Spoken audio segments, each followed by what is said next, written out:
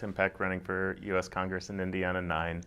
I am an emergency physician. I graduated from residency and then started a telemedicine practice full-time in 2015.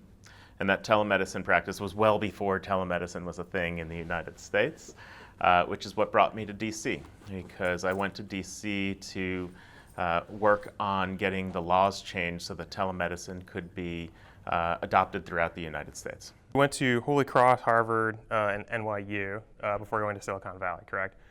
Mm-hmm. So that's an unusual route to get to New Washington, Indiana. Yeah, what made you decide to move there? Yeah, so I live in New Washington, small 500-person town in rural Clark County on a 40-acre farm with my wife and my son. My wife is from New Washington, and when we were deciding where we wanted to raise our family, the Midwestern values and kind of a little bit off the grid on a farm seemed to be the right place for us.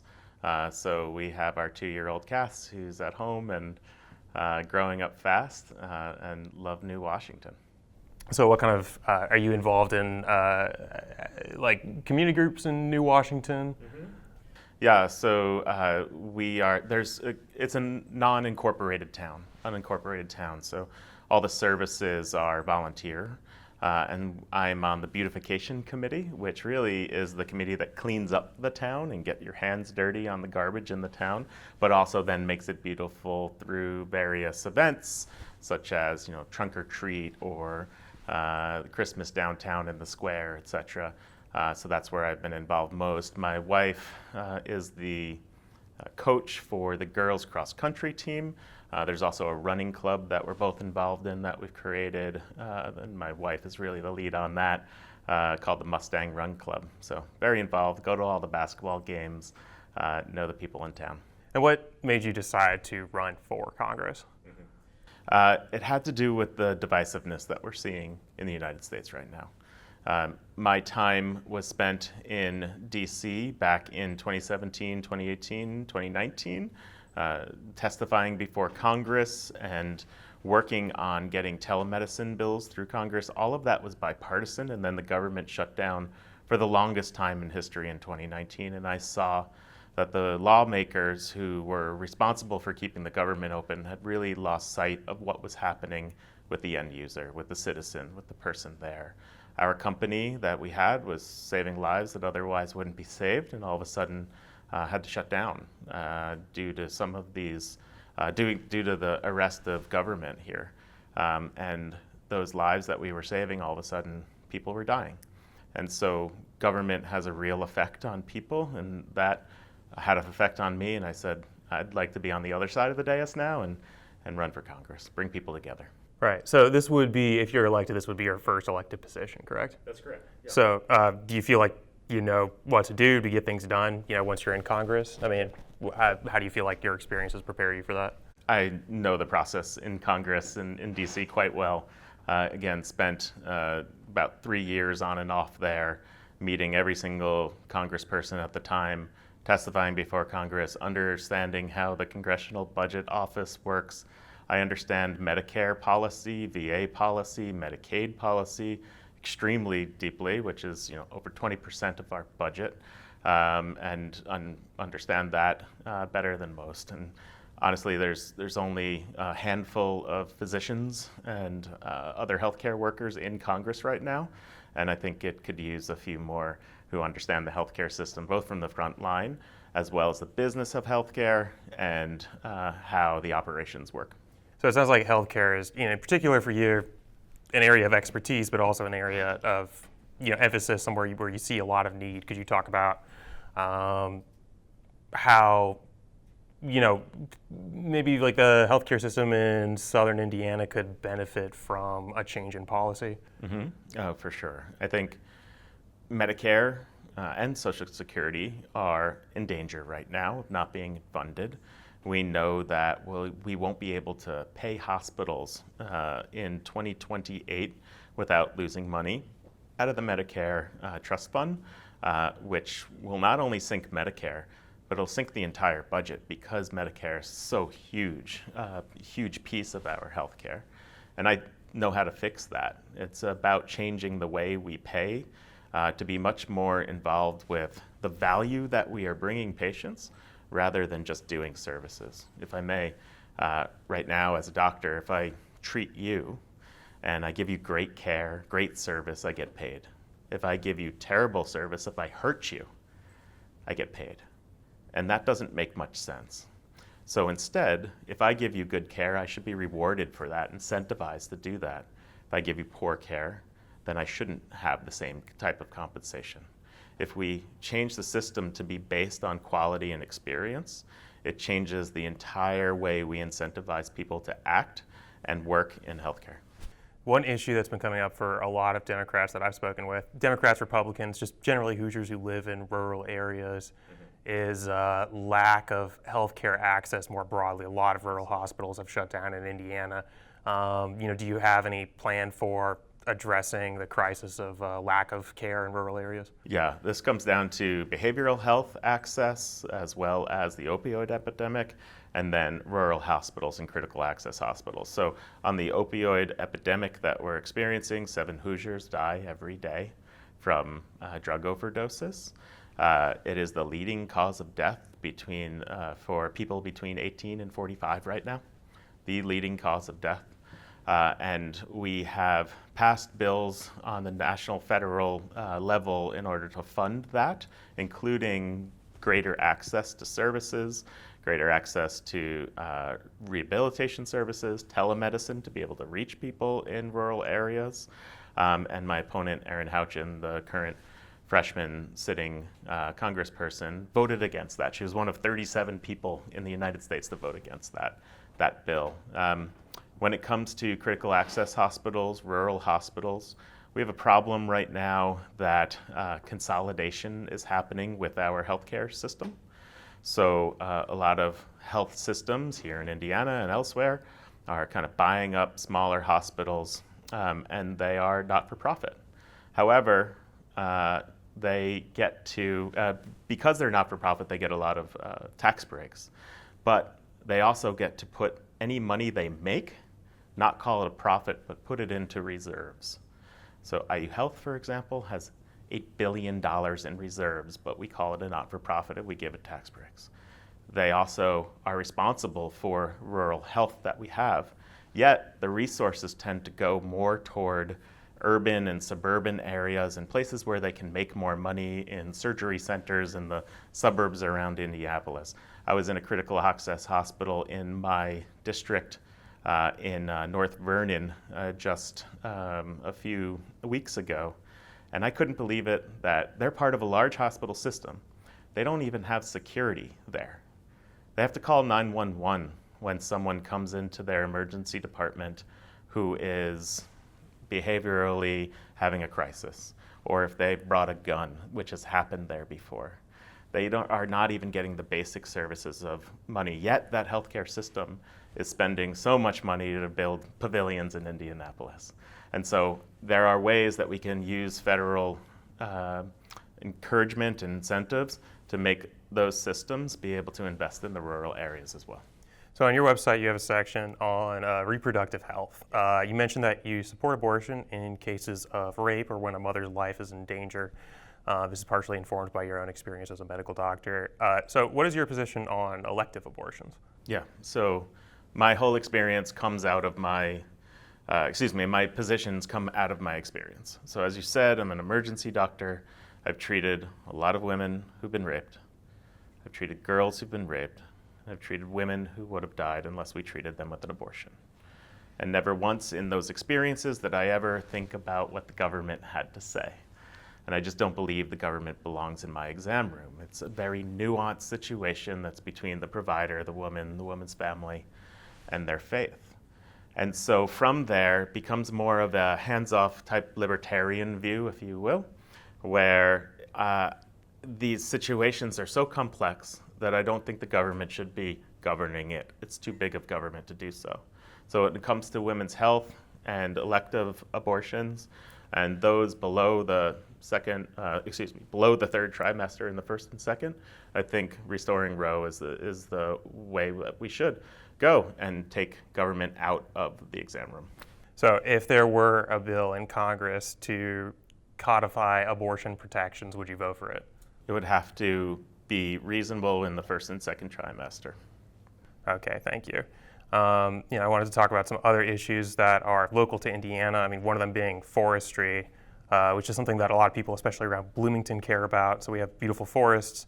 Around here, forests are also important for economic activities around here. Should there be more restrictions on logging?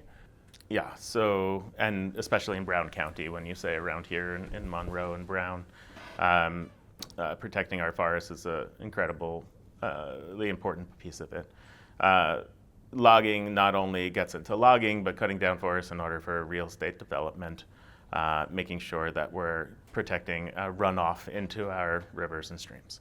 So there needs to be responsible logging, yes, and the regulations need to be tighter than they are right now, especially in protected lands. I wanted to ask about foreign policy. So right now the United States is supporting two allies in wars, one in Ukraine and one in Israel. I wanted to ask if you support the current administration's policies in both of those conflicts. Yeah. So how I think about Ukraine is firstly, we need to stand up to the despot of Putin, and we have, and that's something we should be very proud of.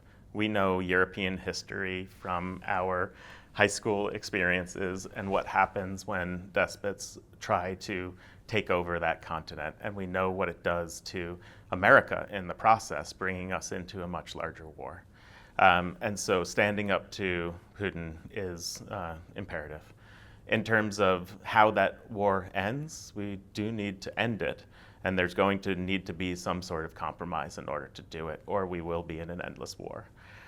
When it comes to Israel and Gaza, and now Hezbollah and from Lebanon getting involved with firing missiles back and forth this morning.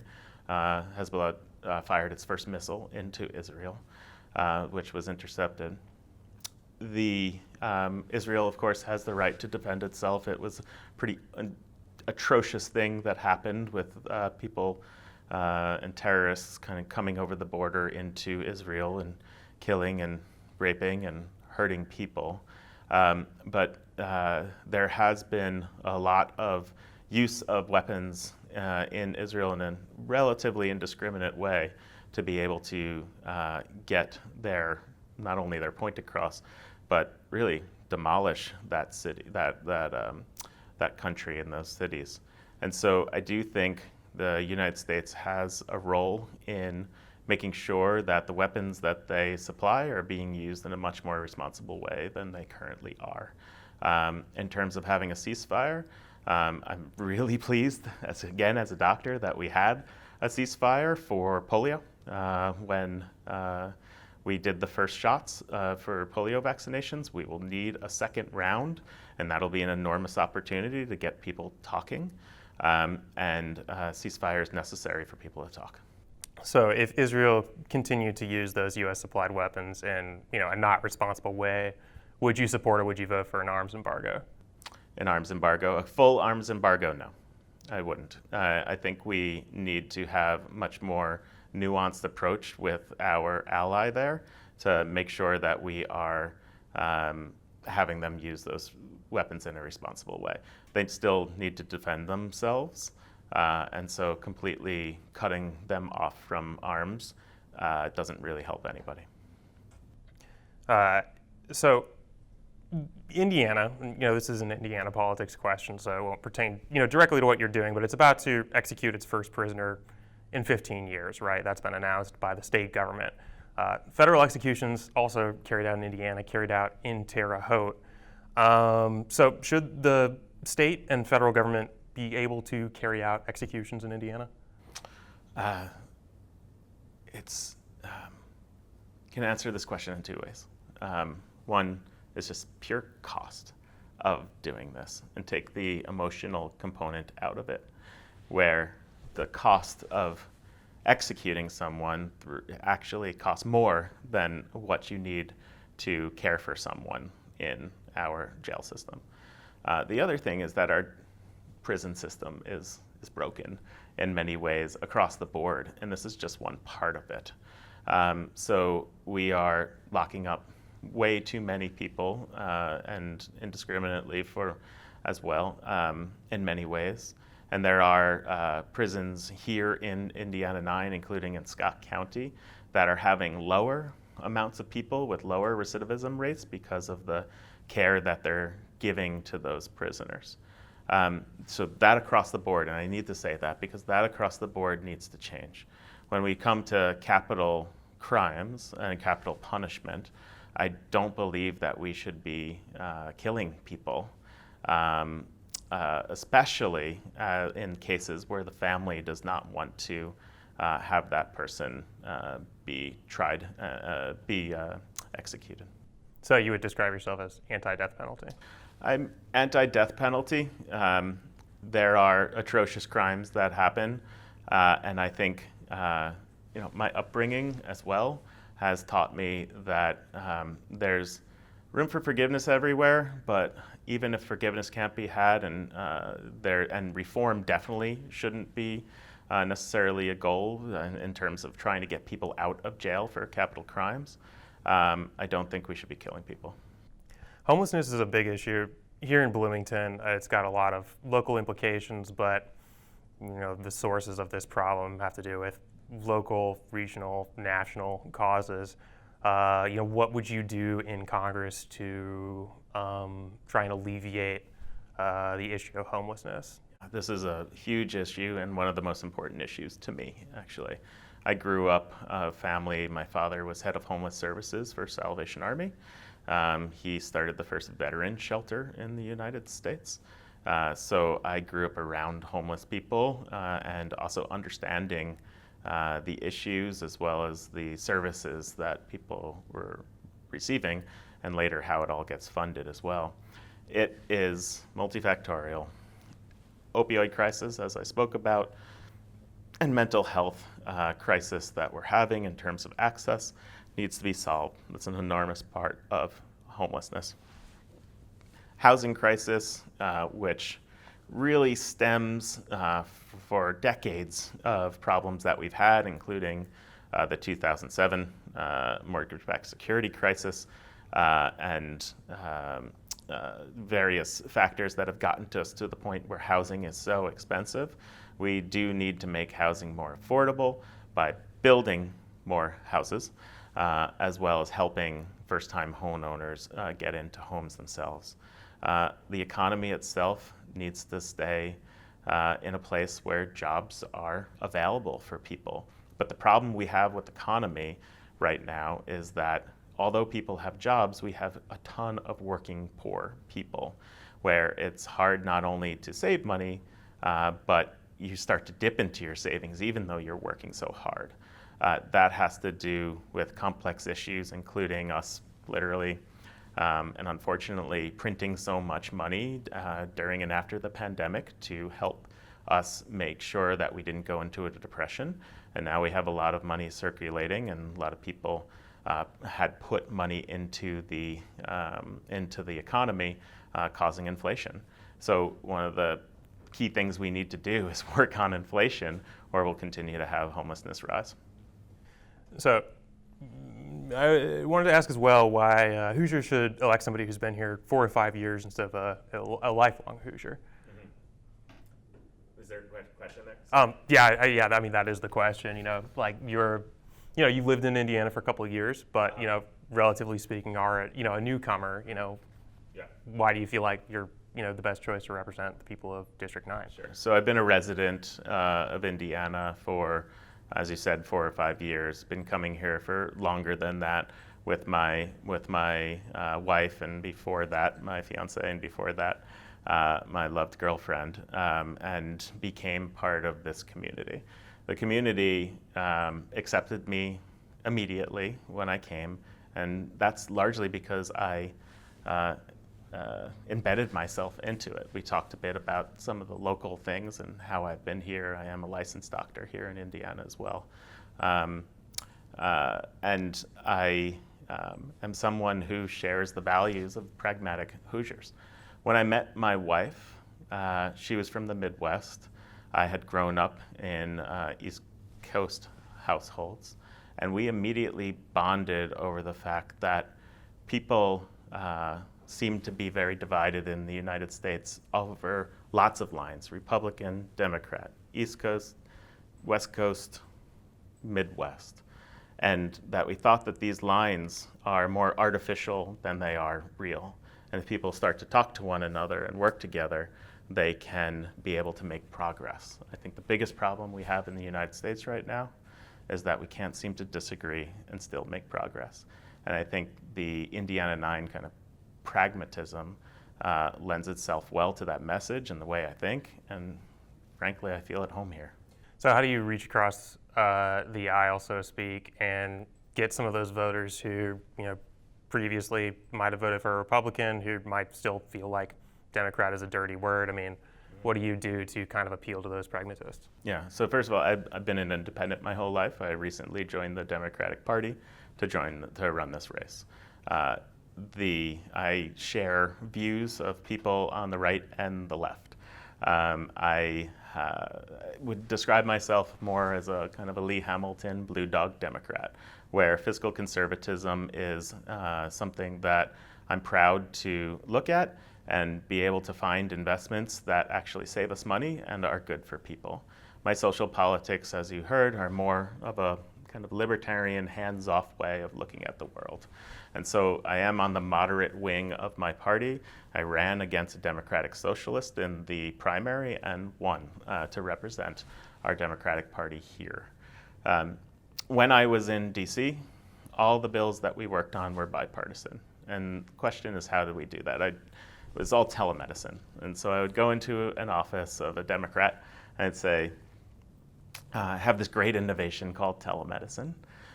It's really good for people and it's going to save money. Do you want it? Should we pass bills on this? And then I would go into a Republican's office and say, I have this really great innovation called telemedicine. It saves a lot of money and it'll also help people. And do you want this, right? And so the thing that I learned from that is that all Americans really want the same things. Just the pressures and the messaging and the way things are ordered might be a bit different. And being able to speak the language of both sides has allowed me to have success. I've taken that same approach with people on the ground. I have signs that say Republicans pick Peck. They're all throughout this district, mostly in the redder parts of our district. That Republicans have in their yards. I just gave one to a farmer yesterday in Marysville, Indiana. And so I'm trying very actively to reach across and bring a way to reach people's pragmatism. I'll say one more thing. Indiana 9 used to be a blue area, right? We were blue dog Democrats. Lee Hamilton represented this area. Barron Hill represented this area. And there has been a change away from the GOP here in Indiana, especially southern Indiana, along the Louisville suburbs, more toward the Democratic Party, who are running pragmatic races. Last year in 2023's race, we now have the results of 2023 in the local elections are that our 4 largest cities all have Democratic majorities on the city council: Bloomington, Jeffersonville, New Albany, Clarksville. And the small towns of Charlestown, North Vernon, Scottsburg, Austin all have Democratic mayors in them. That consolidation has happened because people are looking for balance right now more than they are looking to kind of double down on a local GOP that has really, over the last 15, 20 years, brought us into a place where our quality of life is called, in the high 40s of 50 states, where our educational attainment is 41st, where our environmental standards are depleting. It's not great to have one party rule, and we need much more balance than we have. I wanted to ask you about your opponent as well and how you would assess Erin Houchin's performance so far in Congress. Yeah, so I think Erin Houchin's biggest tool that she has is divisiveness, is that she is trying to divide us. She is on the far right wing of her own party, which ostracizes people in her own party. She also has not been showing up very much. She hasn't been in the district very much. She also will not debate me. She said in the Madison Courier just the other day that she will not debate me.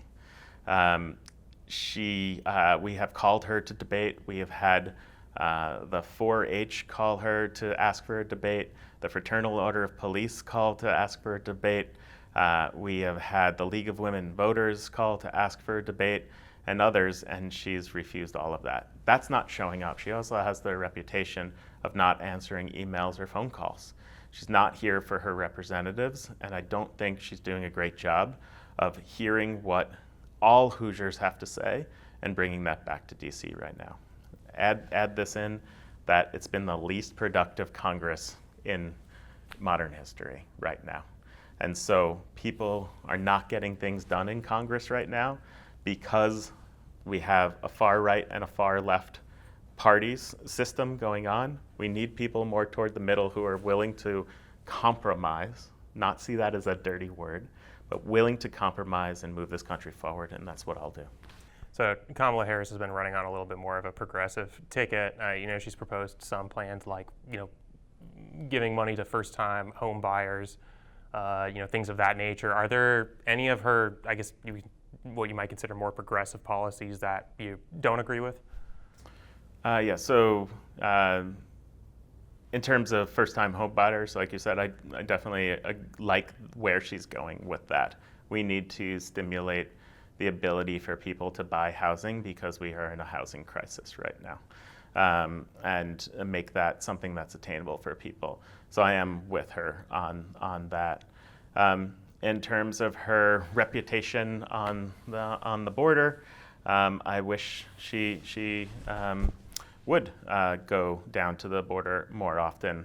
I will tell you that my border policies are probably a bit stronger than some of my other Democratic colleagues. And lots of Democrats are almost fearful of even saying the word border or addressing the word border. So if I may, I would love to tell you about how I think about the U.S. border. Sure.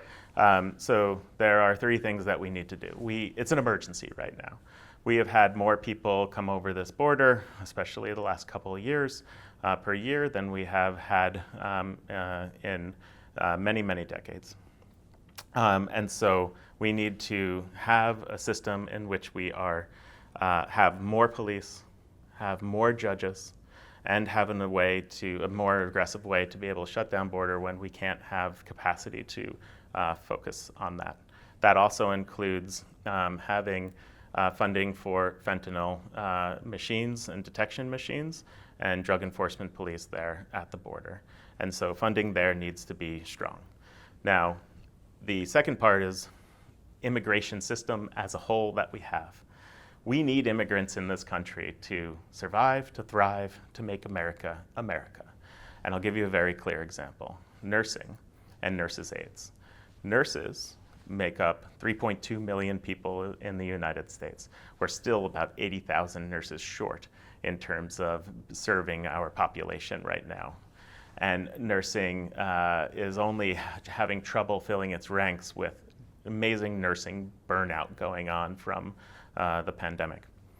Of those nurses, about 20% of them are immigrants. And so if you stopped an immigration system, you remove that, your system would literally collapse. Nurses' aides, including those in home aides, make up 40% of our workforce in nurses' aides are immigrants. You remove that, it collapses. We are also having what is sometimes referred to as the silver tsunami, or a whole bunch of people and baby boomers who are going to need more services at home, more nurses, and so we need a larger workforce than we can possibly have. We have an H-1B visa program that's amazing. It allows the most talented, special people for various STEM processes, STEM jobs, and technology jobs, and other special skills into the United States. It's very good. I think we need a similar type process to have for not only those types of people, but the people who are actually doing the work in America, nursing being one of the examples. The other thing that I think Democrats often won't address is around what do we do with the people that have come over the border over these last couple of years, and how do we address that? We need a path to citizenship for those people based off of their economic productivity. If they are able to give to the economy, if they are able to make sure that America is thriving, those people should be given a path to citizenship. If they're not, because they're disabled or because of some other reason, they should also be given a path to citizenship based off of their families helping them and being part of a family unit that can help them thrive. The government itself should not be putting preferentially all of its money into helping people who won't or can't give to our economy. So if I can just interrupt for a second. So President Donald Trump, has made the border central to his campaign. He supports the mass deportation of undocumented immigrants if he is reelected president. Would you support something like that? No. Okay, thank you. All right, and I wanted to kind of return back to Erin Houchin for a moment. So at the end of the latest FEC quarter, your campaign reported a little bit more than $32,000 cash on hand. Houchin's campaign reported about $820,000. Yep. How do you compete with that sort of gap, especially in a district that tends to run red? Yeah. Every time Erin Houchin puts out a commercial or opens her mouth, really, it helps me. I consider that a commercial for myself. Again, she's dividing us. She is not bringing us together, and Hoosiers don't want that. The other thing is her record. There is not much of one to run off of, and so highlighting that. She's also connected to extreme corruption that's happening in Indiana 9. So those in Bloomington and in Monroe aren't always familiar with the remainder of Indiana 9, especially Jamie Knoll, who is the sheriff of Clark County, but more importantly, the GOP chair of Indiana 9. And he has stolen millions of dollars from taxpayers and then infused that money into the GOP. He's currently in jail, and his sentencing will be on the 14th of October, but he put in a plea himself for 15 years in jail. That's a lot of years to even plead down to, and the judge didn't even accept it. He wanted to do a full sentencing. So this is a person who has had full control over the GOP for the last 11 years or so, including every election that Erin Houchin's ever been in, and he's been putting resources toward her, saying everybody should donate toward her, and that's what she's been able to do to get that war chest. And again, whenever she uses that war chest, it helps us. So what are we doing? I have a commercial on TV right now that is talking about women's rights, because women will come out, and there's a reckoning that's going to happen. And women will come out and support myself and other Democrats and others who will support them. I've been on the ground. I quit my job to do this work for the last year. And so I've been at 17 county fairs, sponsoring them as well, and having an enormous presence there, shaking the hands of people and everyday Hoosiers. Not only that, I used the primary and the fact that I was in a contested primary to allow me to enter into candidate forums and debates. And I did that in the reddest areas of our district. So I went to Batesville and Brookville and Bedford and Corydon and Aurora and other places, and I would be the only Democrat in those rooms, maybe one of two. And there'd be 17 Republicans speaking. and I would give my pragmatic, moderate message of saying I want to reach across the aisle and win and flip votes that would have been hers just from straight party ticket voting, and instead getting people to think about and vote for us. All right, thank you, Tim. I think that's about time, but I wanted to check if there's, anything that we didn't touch on that you wanted to put in some brief closing remarks about. Yeah, we really do have the problem that we can't seem to disagree and still make progress. And that's what I want to do, is represent all Hoosiers, every single Hoosier. Does not matter if you're a Republican or a Democrat or a Libertarian or an Independent. Take those messages back to DC and figure out a way to work with all sides to be able to make progress. All right, thank you, Tim. Appreciate it. Thank you. I appreciate you.